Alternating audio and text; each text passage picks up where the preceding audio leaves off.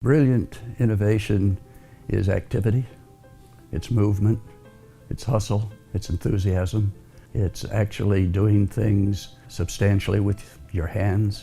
It's actually measuring the strength. It's actually observing the expert to do the strange chemical test. It's all of that, and anything that interferes with that, anything that cuts the speed that you do things, destroys innovation. We were established to pursue innovation. Bill Gore was sort of an innovation, I'll call him an innovation nut. In the private life, he was innovating all of the time. We were founded with that kind of background. And the early associates were also terribly interested in innovation and change.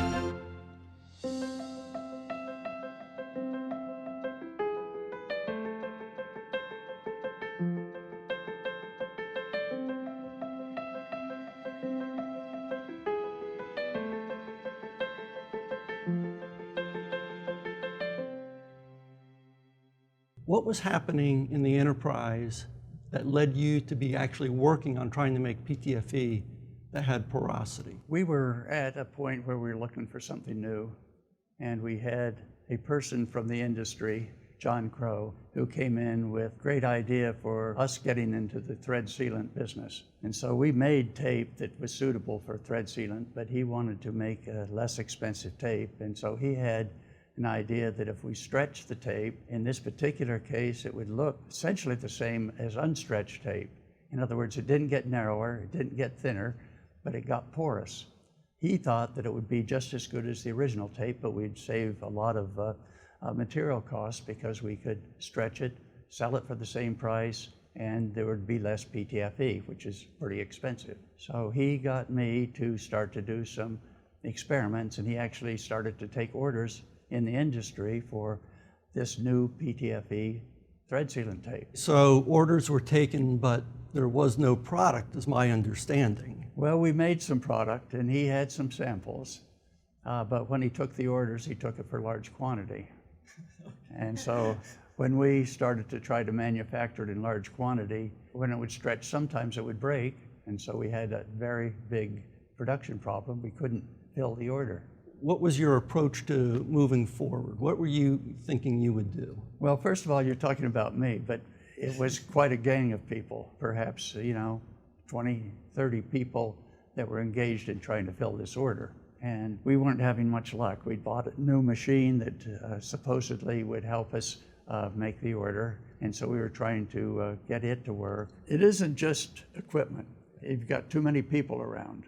So you've got some people having this idea, some people having that idea. Everybody had ideas, but we didn't figure out what was really making things work and not work.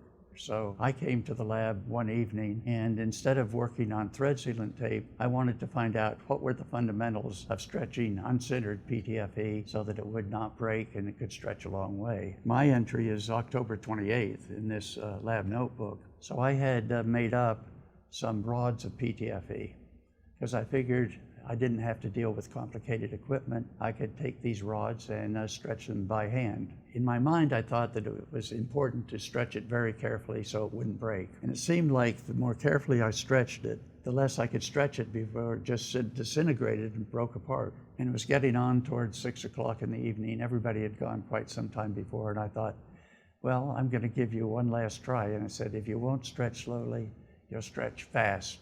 And I took the rod out of the oven and I gave it a jerk and stretched the whole length of my arms. And I was totally stunned. I couldn't believe it. Well, nobody was in the plant at that time. Everybody had gone home. So I just left everything as it was and I went on home. I didn't really talk to anybody about it. But I came back early in the morning and I redid the stretch experiment. And again, I could repeat it. It ended up that a very fast jerk, a very fast stretch allowed this to be stretched, not 100%, not even 200%, but maybe 500%, 1,000%. So there's nothing in the literature about stretching the PTFE 1,000%, and there's nothing that I had known before about unsintered PTFE being able to be stretched. So I started to bring people into the lab here and to show them the experiment, and they were totally amazed. And finally I brought in John Crow, and he was delighted because now he could sell 5-thread sealant at a good price, and we could make lots of money because there wasn't really much material there. It was mostly air. So that was basically this discovery, fast stretching. But almost immediately we realized that this new form of tape that we were selling for thread sealant also had uses in electronics, because we were introducing air into the structure, gave the PTFE a very low dielectric constant. The excitement came with the wire and cable industry. The new tape that we made things that we could make miniature, we could make things smaller, we could make signals transmit faster. It was also exciting to think about other forms. Eventually we could make very wide sheets. Now we began to think about all sorts of other applications. Particularly, we could make waterproof, breathable garments, because this PTFE allowed air and moisture vapor to permeate through it. But it kept liquid water out, because the nature of PTFE was such that drops of water could not permeate the porous structure, but air, vapor, water vapor could diffuse through it. The discovery of the rod that I did, I thought, hey, maybe this is a new product. And so a round tubular rod about 1/4 inch in diameter in stretched form, we called it joint sealant. And the question on that was, okay, how do you manufacture it? I could only do 3 feet by stretching it with my arms. But some of the people in production discovered that if 2 bit persons took one end of the rod and ran in opposite directions, they could stretch it much, much further. So they could run 20 feet apart, and it made a very puffy, soft kind of form in the stretched form. And we discovered that you could seal certain kinds of flat plates and things like that with this joint sealant. So this was a whole new product for us. What are your hopes for innovation at Gore going forward for the associates in general? But I'm thinking also of a newer associate who's earlier in their career. What advice might you give them? Hands-on experiments are critical for us as an enterprise. Trying to get experiments done quickly with whatever is available is critical. I think that the new people will find places where ePTFE can be used that we didn't think of. So we've got laboratories where people are looking at opportunities for medical products. Other people are looking at industrial applications. People who have knowledge about end-use areas are finding new applications.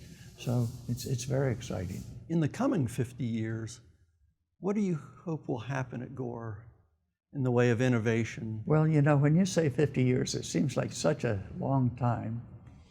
And yet it's been 50 years that we've been dealing with expanded PTFE. And that seems such a short time. You're always thinking that tomorrow will be the day, tomorrow will be the day that another experiment, another new technology, something is going to happen. So my hopes are not for 50 years, my hopes are for a much shorter term than that. I think that expanded PTFE still has lots of end-use applications, and I'm thinking that probably in the next year, some exciting things are going to happen. I couldn't be more excited about what an impact we can make on the world. We can take on bigger projects. We can make bigger changes. We can affect the world in a bigger way. And we want it to be in a positive way.